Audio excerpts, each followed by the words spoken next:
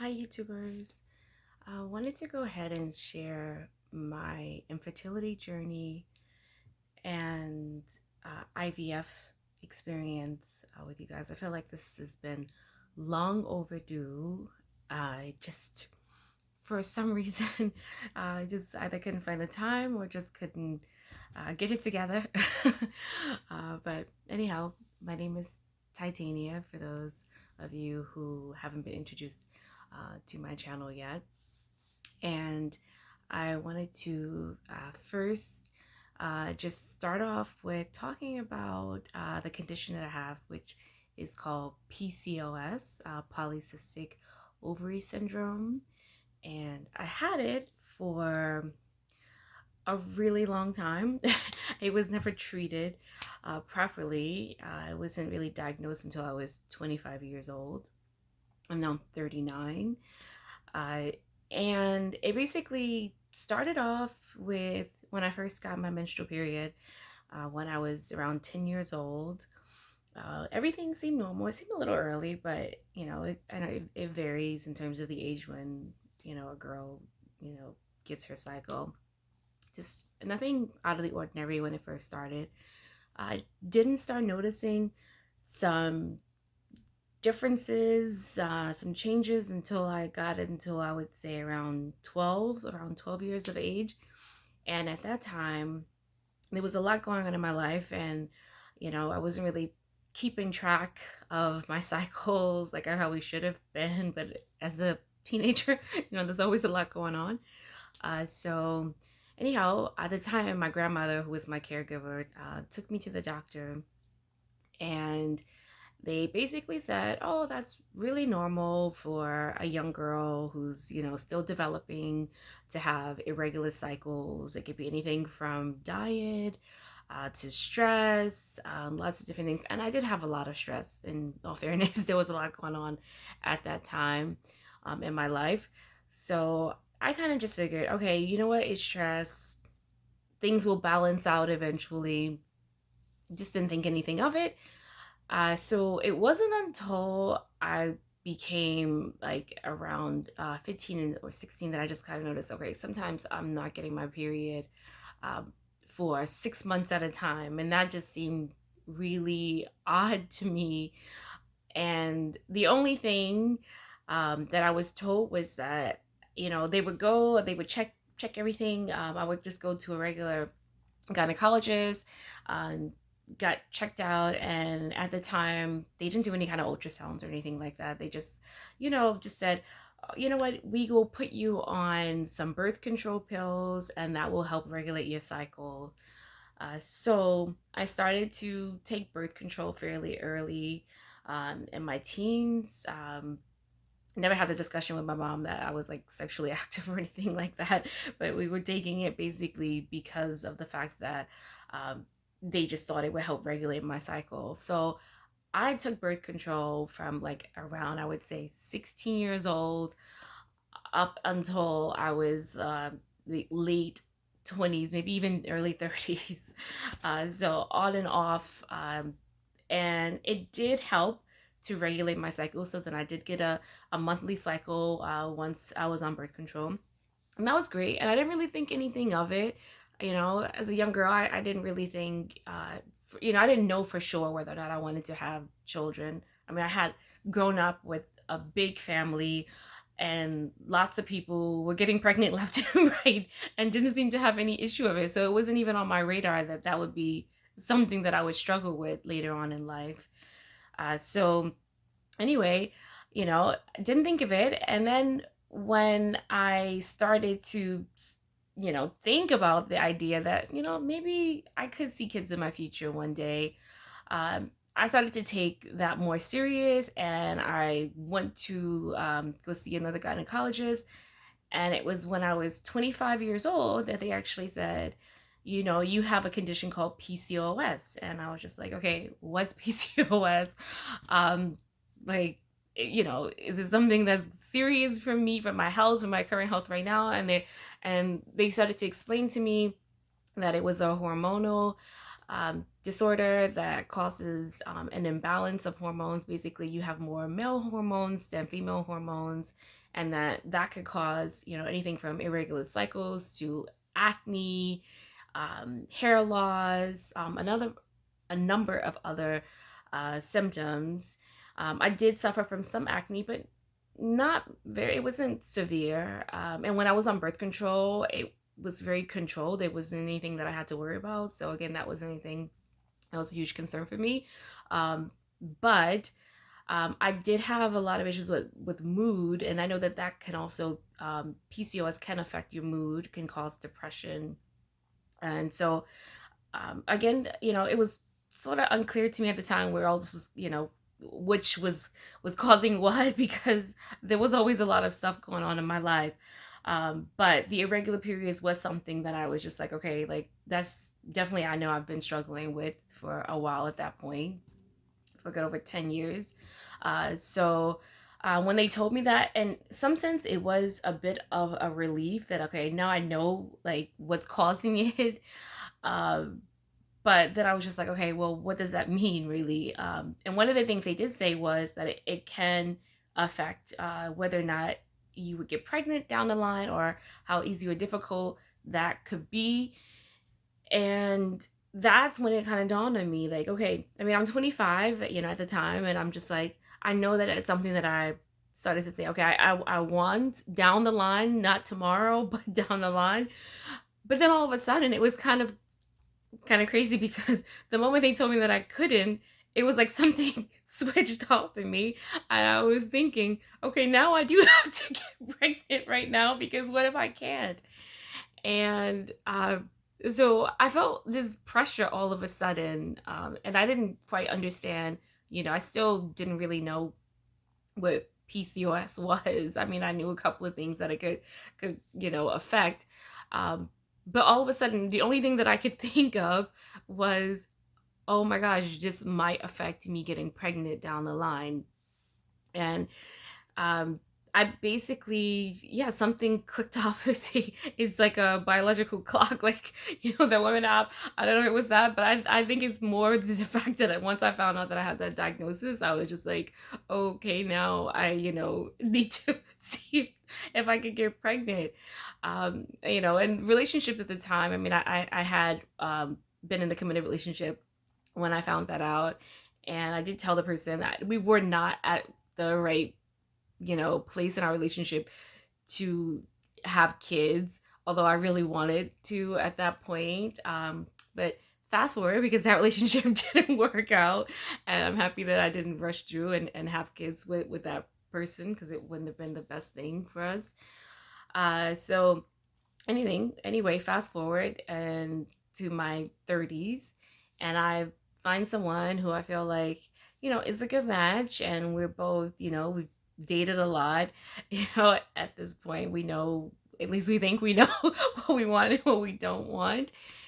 And we decided to get engaged. And I was 32 at the time that we got engaged. It was really quick. I will share my story, of how we met and how everything happened, because it happened really fast.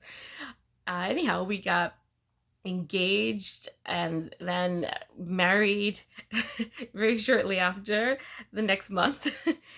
And I did talk with him, like, when we were engaged, and I did tell him, like, with my, I have PCOS, and as a guy who probably, he had no clue. He was just like, okay. I mean, I didn't go into more detail, eventually, and did explain to him that, there's a possibility that I might not be able to have kids, or that it may be difficult. And he was, like, that's fine. Um, whether we have kids or not, like, if it happens, that's great. Uh, and so we went ahead and we got married. And shortly after, I said, you know what? Like, I know that, like, clock is ticking, and I have this condition, and I was like, you know what? If it's something that we want to do, I think that we should probably, we're married, we should probably get started right away. So we did start, and for I would say a good, 6 months, like my period, because I was on birth control for a while before. So for like, I know that they say like sometimes when you get off of birth control, it can take a little while for your body to adjust. So I just figured, okay, you know what? Maybe it's the birth control, maybe it's the PCS, we don't know. But for a good 6 months, we did try, and sometimes I was getting my period, sometimes I wasn't. So when I wouldn't get my period, I would think, okay, this is the month. I'm good. This is it. I'm pregnant. And then it would just be one of those irregular months. Uh, so then I did see a fertility specialist in New York City, which is where I'm originally from. And I was put on a drug called Letrozole, which the brand name for it is Femera. And I was put on the low dosage. It's an oral medication that you take. I think I started with 2.5 milligrams or something around there. I'll do another video when I talk about specific dosage. But I took it for 5 days each time.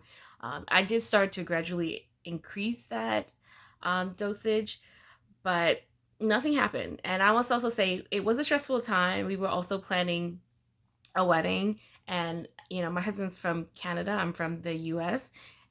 So we were doing a long distance relationship, long distance, like we were planning the wedding, like a bigger wedding, because we were married, but we had a small ceremony in Canada, and we planned to do a bigger ceremony a year later so that more family and friends could attend. So anyhow, that was the wedding that we were planning at the time. And at the same time, I was doing like these treatments, which didn't seem to be working. But I just figured, you know what? We have a wedding. I'm going to try not to stress out about it. We're going to wait until we go, when I moved to Canada, because obviously I had to immigrate. And still am a US citizen. So we were applying for my permanent residency in Canada while we were doing all of this wedding planning. So anyhow, fast forward, we have the wedding. I move out to Canada, and still haven't been pregnant at this point. We I have to get a doctor. I have to get well, I wanted to get a fertility specialist right away, but out here it's a bit different. You got to get a referral, and there is a bit of a wait. They do testing, and I can go into a separate video at another time. Um, but basically, there was some testing that was done. First I had to get the referral. I had to find a gynecologist out here, and they did. Basically, I was 32 years old, or 33, sorry, at the time that I had moved out here. So they said, okay, you know what, if you have if it's been 6 months and you've been trying, and because I had a history of already seeing a fertility specialist, I didn't really have to wait at that point because we had been trying. And they said, okay, we're going to give you the referral. Did that, did the testing that they go through, all the blood work, and the physical check, and everything. Other than they knew I had PCOS, so they did the ultrasounds and they saw that they confirmed, yes, you do have PCOS, which was I knew I had. I had known that for like I said, over 10 years at that point. Anyhow, so they said, well, you can go ahead and continue with the letrozole, and increase the dosage, and from what I had originally started with, because I had also done 5, I believe I was at 5 at this point, 5 milligrams of the letrozole. I started off with taking that. I would take it orally 5 days, during a particular time of my cycle. And one thing it did do was help to regulate my cycle, and help me ovulate. So that was working, but I still wasn't getting pregnant. And eventually, I did get pregnant on the letrozole, and it was a very short pregnancy. They, obviously considered it to be a chemical pregnancy. I found out, and within, a couple of days, I got my menstrual cycle. But that was really devastating. And sometimes I feel like people don't fully understand how hard a early miscarriage can be, when someone has been trying for a while. People would just say, well, it happens. A lot of women experience these. Most don't even know that they're pregnant because it happens so early on, in the cycle. And it it's like when you're building up to something like that and you've been trying for over a year to get pregnant. When you first get pregnant, there's just all of these different emotions, all of these different things that come in your mind. You start somehow thinking, okay, this could be it, and at that time, that was the first time that I was pregnant. So I just figured, all of this that I've been taking, all the medication, finally this is my chance. And I'm thinking, I'm like, and as crazy as it is, I was thinking about baby names. And my husband and I were joking about all these different things. And then everything came crashing down really suddenly. And it was also around Mother's Day that I actually found out, that I was pregnant. So it was like all of these things, was like, this is going to be next Mother's Day. I'll be able, to celebrate. And then obviously when it happened, it was a huge reality check that, okay, it's not going to be easy. I mean, had known that it wasn't going to be easy to get pregnant, but like now I started to think, okay, now it's not even like once I get pregnant, it's not a guarantee that it's gonna last. So I just kind of felt like, okay, we need to really start to look at some other options, because at that point, I believe I had done like 8 cycles of the Letrozole and it was just not working. Uh, so fast forward, we go through, we are still meeting with our fertility specialist at the time, and we discuss, okay, we need to be put on, like, to go do IVF. So we were put on the list out here. There's a funded IVF, but there's a bit of a wait. It ranges, you know, from like a year to like a year and a half. Um, anyway, put on the list. Fast forward, I can always talk about that experience another time. But I go ahead and we do IVF and prepare for a fresh cycle. Um, you know, I did the injections, and I also should say at the same time that I was doing those injections, because I had to be put on estrogen. Around the time that I was preparing to get pregnant, um, preparing for IVF, I found out that I had a blood clotting disorder. Actually, my mom has the same blood clotting disorder.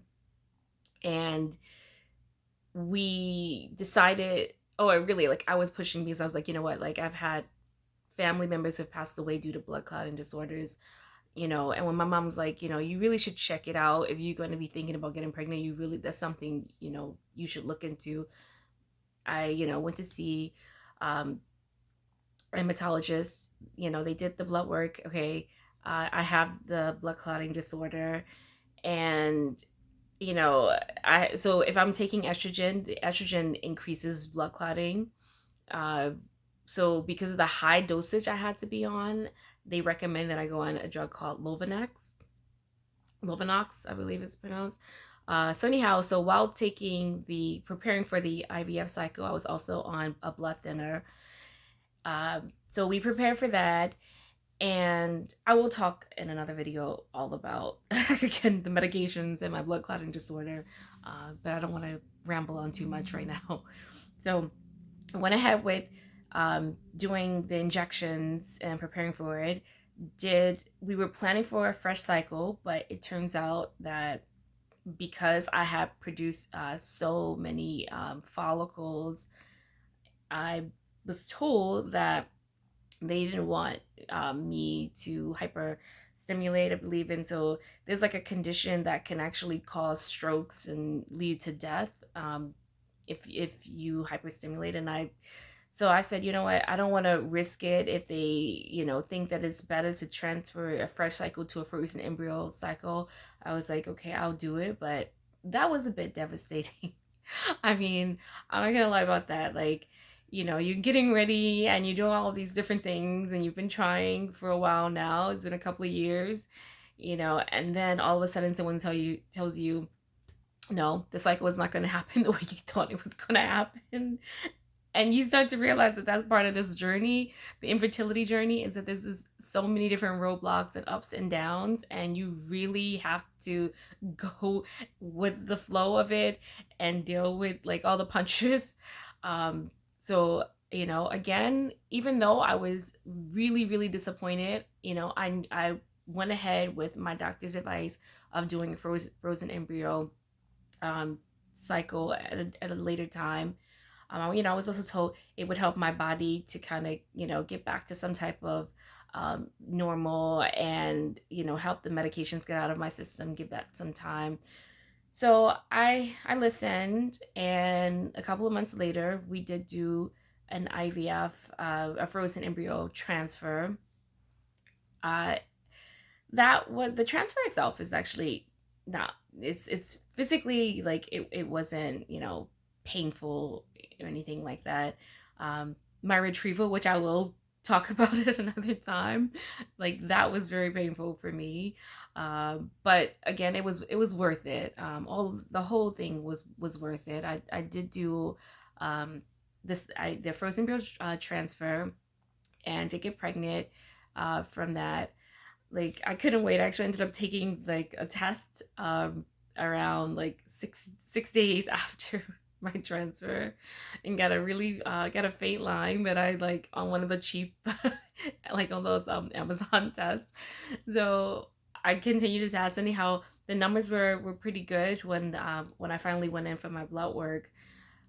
But around 7 weeks, I noticed that I started spotting, and at that point I just kind of felt like, oh my gosh, like not again. Like, this is like, I felt like at that point, like I was just in shock. Like I just didn't think that like this could happen, like at like doing IVF. I know that I'd heard of experiences where IVF didn't work for people and people had miscarriages, but like for me, I was just like you gotta be kidding me. Like I'm ready. Like we're both ready. I already had a miscarriage.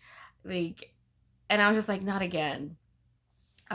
So we went in for an ultrasound, and at that point, they let me know that like they actually did see the heart. They did see a heartbeat, and when they told me that, like I was just like, and like I don't know, like it was just like feelings that like I can't, it's hard for me still to this day to describe, because yes, obviously I was relieved, but it was like 20 times more than like relief, because even though it was still very early on, the fact that they could see a heartbeat, made me feel like, okay, like even despite the bleeding, like, okay, like maybe we have a shot.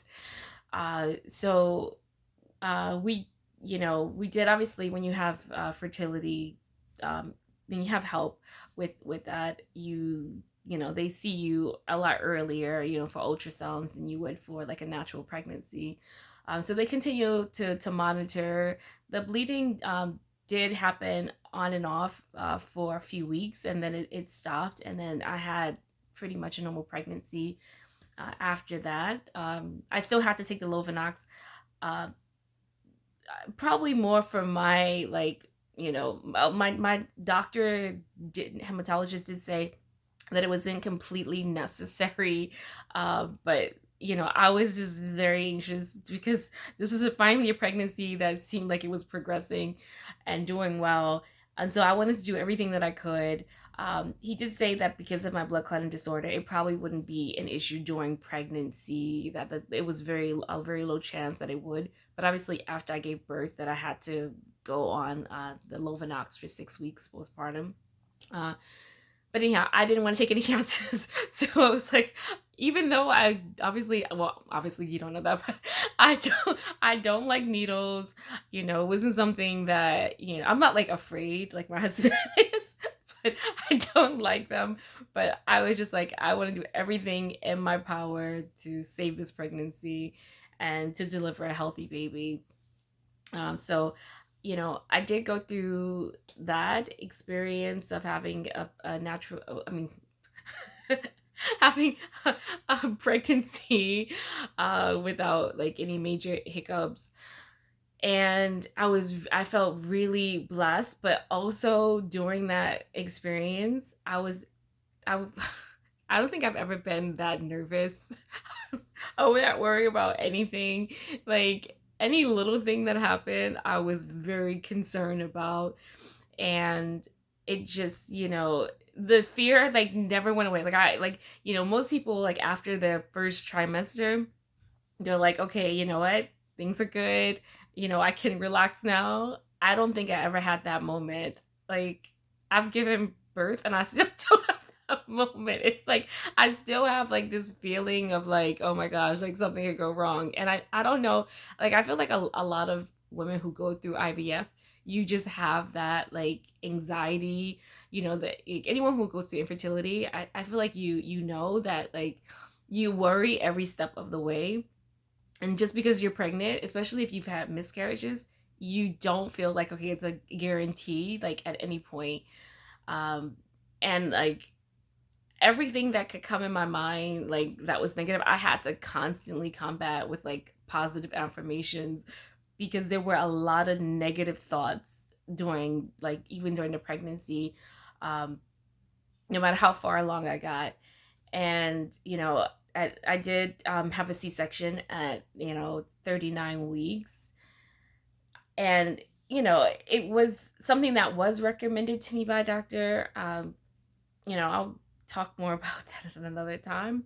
But don't know that it was not completely necessary. I mean, before, like, it was a plan, like with the first time around, like it was something that was recommended. But um they still wanted I still wanted to go in and be induced and still try. But it ended up, you know being, because I really wanted to try to have a natural delivery, but I wasn't progressing. It ended up being a C-section at the time. um but at the end of the day, I did go on to have a healthy boy. And I do feel like the experience, of having to go through IVF was really, really hard. Well, not like, I shouldn't say IVF, but infertility was really, really hard for me emotionally. It definitely felt like it took a toll on me. It took a toll on my relationship. Um, but we did find a way to, you know, work through those issues. Um, it was a long journey because there were other things that came up during that time. But overall, I will say that for anyone who is thinking about going through IVF, um, for me, I know it felt worth it at the end when I was able to know that like I was doing everything in my power, to get what I wanted, which was to be a mom, and that no matter like all the needles that I had to go through, the miscarriages, the scares, I feel like it was completely worth it for me, to go through it. And I know it's just part of my journey, like so many other things that I've experienced in this life. But again, I do feel like it was worth it. And I will do a separate video because like there are other things obviously like the preparing for IVF that you may want to know what that experience was like. And us obviously doing the Lovenox injections and things of that nature. You might be, kind of curious to know what that was like. And also just what it was like on our relationship. I think I will invite my husband at some point to participate in a future video. But I just wanted to kind of talk, and hopefully I'm not rambling too much right now. But it, I feel like there's probably so many things that I could talk about.